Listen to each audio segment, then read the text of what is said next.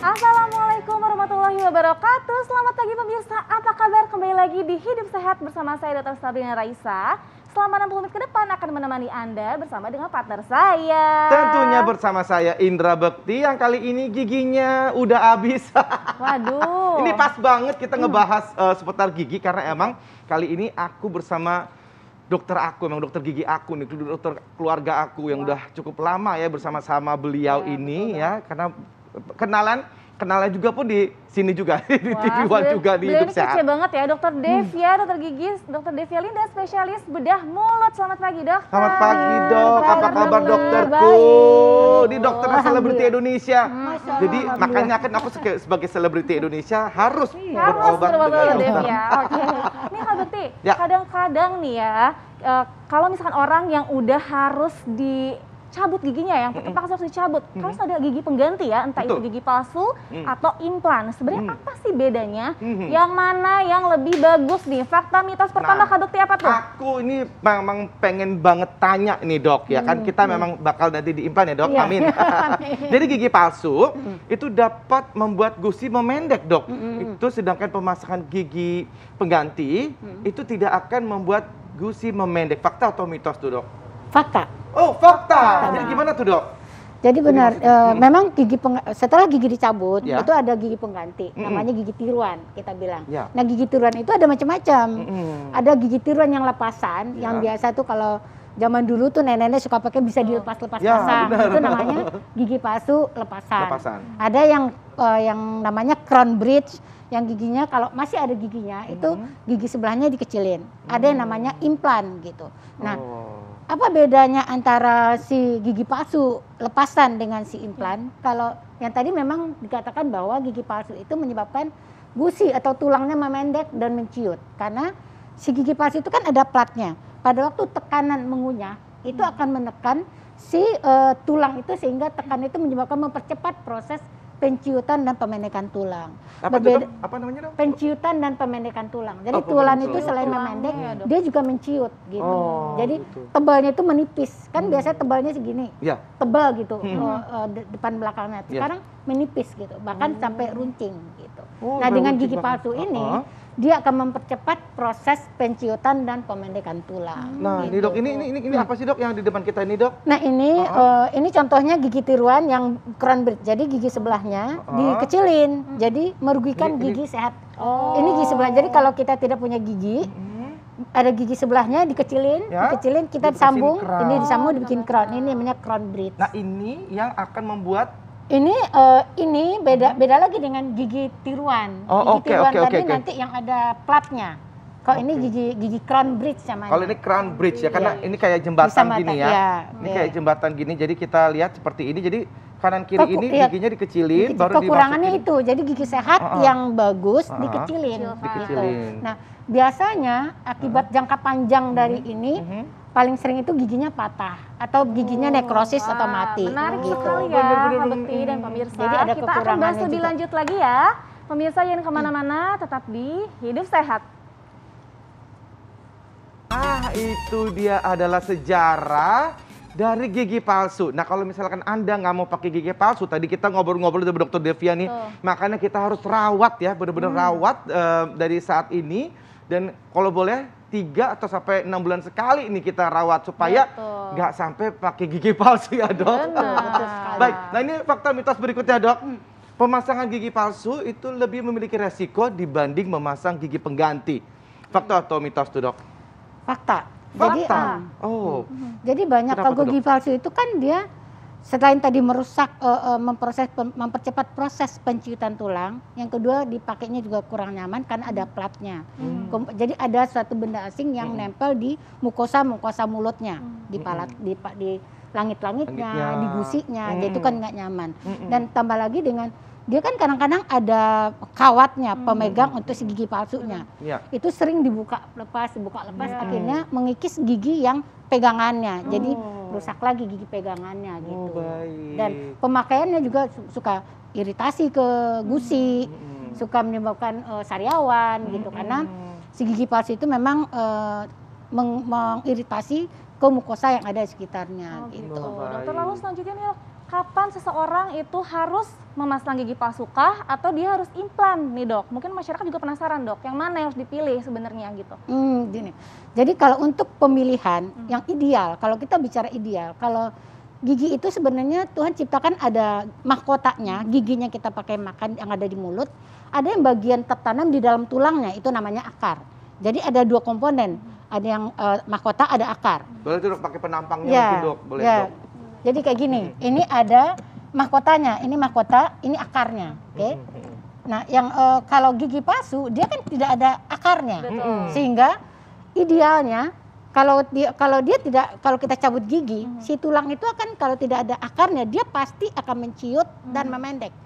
Nah, si implan ini tujuannya untuk menggantikan fungsi si akar tadi, menjaga supaya komposisi tulang tidak menciut dan tidak memendek. Itulah fungsi daripada si implan. Nah, kalau gigi palsu itu tidak ada. Jadi yang paling ideal sebenarnya implan. Itu. Nah, dok, ini implan itu yang pakai ini ya, dok, ini. Iya. Ini yang ini implan ini yang implan itu pakai ada ini implan itu seperti apa sih dok sebenarnya?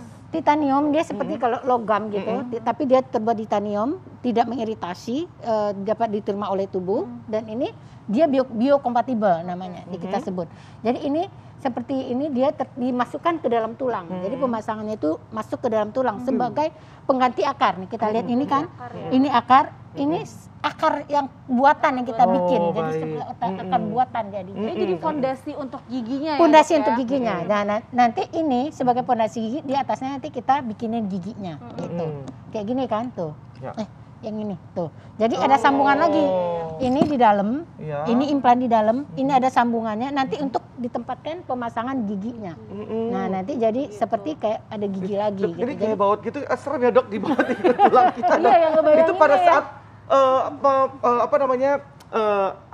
pemasangan itu seperti apa dok? Itu apakah dibius atau gimana dok? Itu pasti. Iya, masyarakat mungkin ngebayanginnya, serem banget gitu. Rasain mur. Iya. Pasti dibius kalau nggak sakit. Jadi dibius pun jadi sekarang teknologi tambah canggih ya. Jadi sebelum penyuntikan pun kita ada namanya anestesi gel yang bisa diolesin gigi gusi sehingga waktu tindakan apapun yang kita lakukan tidak nyeri. Apalagi sekarang alat suntiknya tidak seperti zaman dulu yang menyeramkan yang jarumnya gede banget. Sekarang jarumnya halus, sangat-sangat halus. Aduh, enak banget sama dokter Devia. Aku nggak sakit. Nggak sakit sama sekali karena ada teknik, ada teknologi dan ada teknik yang kita bisa pakai sehingga tetap nyaman ya dok. Nyaman dan tidak sakit karena kan tuntutan pasien sekarang adalah kenyamanan dan no pain gitu. Dia nggak mau sakit. Gak usah takut, makanya ke dokter gigi itu sekarang udah canggih. Udah canggih. Jadi rawatlah giginya karena dokter gigi itu sekarang tidak menakutkan. Iya. Betul. Dokter ngomong-ngomong implan tadi nih dok nih, cara merawat itu bagaimana dok? Katanya nih dok, fakta mitos yang beredar, merawat gigi implan itu membutuhkan perawatan yang lebih dibandingkan dengan gigi palsu. Itu fakta atau mitos? Mitos. Jadi ternyata perawatan implan itu sama kayak gigi biasa, dia kan sudah tertanam di dalam tulang. Jadi dia cuma sikat gigi, kotor gigi, bersihin karang seperti biasa. Tapi kalau gigi palsu kan itu harus dilepas.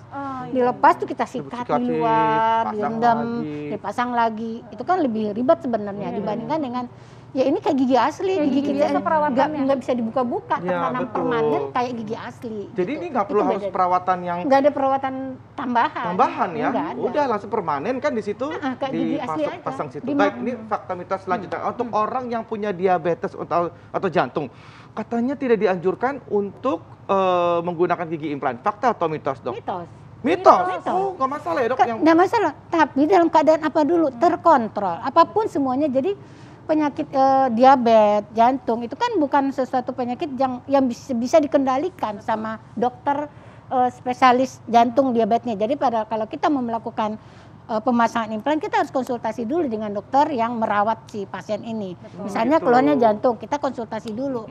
Karena ada treatment yang harus dilakukan, kadang-kadang penyakit jantung misalnya mereka minum obat pengencer. Nah kita kan harus konsultasi dengan dokter jantung, kapan boleh obat itu diberhentikan supaya waktu pengerjaan tidak terjadi pendarahan. Dan yang kedua untuk diabetes. Diabetesnya itu bisa dikontrol, jadi selama dia ada semua kondisi penyakit sistemiknya dalam keadaan terkontrol, apapun dia boleh dilakukan. Jadi terkontrol itu pada saat pengerjaan dan setelah pengerjaan dia tetap dalam keadaan terkontrol gitu. Ya. Baik dokter, berarti ini sesuai dengan judul ya dok ya, lebih bagus mana implan ataukah gigi palsu? Ya. Jadi jawabannya dok? Implan. Masyarakat berarti jangan takut. Nah tadi ya, kenapa dok dijelaskan tipsnya dok sedikit untuk masyarakat? Kenapa lebih bagus implan dok?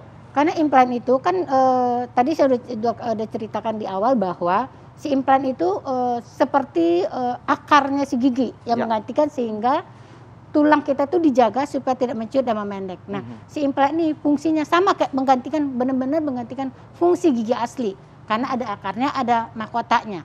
Dan berbeda dengan yang lain. Untuk karena implan ini kita tahu implan ini mahal. Jadi untuk mencegah supaya si implan ini supaya kita tidak sempat memakai implan, jadi kita rawatlah gigi sedini mungkin, mulai dari sekarang. Apalagi setelah nonton live ini ya, betul. Rawat gigi supaya tidak terjadi pencabutan. Karena kalau tadi pencabutan itu akan banyak problem yang akan terjadi setelah pencabutan dan biaya kalau kita mau ideal nih harus implan gitu. Nah, tapi karena ini mahal, jadi edukasinya di sini adalah rawat gigi dari sekarang. Periksakan gigi ke dokter gigi 3-6 bulan sekali. Nah, itu yang paling penting ya Kak Bekti ya. Betul. Jadi kalau gigi bolong itu nggak perlu harus dicabut langsung. Nggak perlu dicabut. Jadi ada timen. Makanya untuk itu pada saat kita kontrol, dokter kan bisa lihat ada bolong kecil. Bolong kecil itu sebenarnya simpel banget perawatan gigi. Kalau bolong kecil itu ditambal, itu udah selesai masalahnya. Kalaupun nanti ada yang lepas, tambah lagi. Lepas jangan, kadang-kadang kan udah lepas, pasien males untuk datang lagi ke dokter. Nah kadang-kadang sakit sebelah kiri, cabut. Dia enggak, dia pakai sebelah kanan sehingga yang kiri kan nggak berasa, nggak sakit, karena ini pakai sebelah kanan. Sampai ini udah parah, akhirnya harus dicabut. Tolong. Dia nggak tahu kalau nggak sakit, ya karena nggak dipakai makan. Ya sakit lah, nggak sakit lah ini. Jadi pindah ke kanan ngunyahnya gitu. Sementara itu malah itu akan terus jadi tambah parah ya dok. Jadi sebenarnya kontrol ke dokter gigi itu udah yang paling benar untuk mencegah supaya tidak terjadi gigi sampai harus dicabut. Betul, karena satu gigi saja yang kena itu bisa mempengaruhi gigi-gigi yang lain. Betul sekali. Ya, itu dia.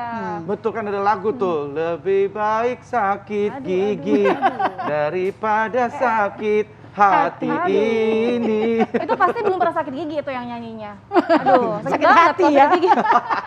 Kamu pilih mana, sakit gigi apa sakit hati? Dua-duanya enggak ya sih, jangan dua-duanya tapi aduh. Dok, terima kasih banyak dokter. Thank you ya. Informasinya begitu luar biasa. Kak Bekti nih suka banget nih makan makanan enak kan pasti. Bener. Nah, takut nggak nih ada batu ginjal? Takut juga sih, itu ya kan? Kalau batu ginjal itu kayak apa sih sebenarnya? Batu empedu. Nah, batu empedu katanya itu gara-gara makanan berlemak, tapi betul atau enggak nanti kita akan membahas saat lagi pemirsa. Jangan kemana-mana, tetap di Hidup Sehat.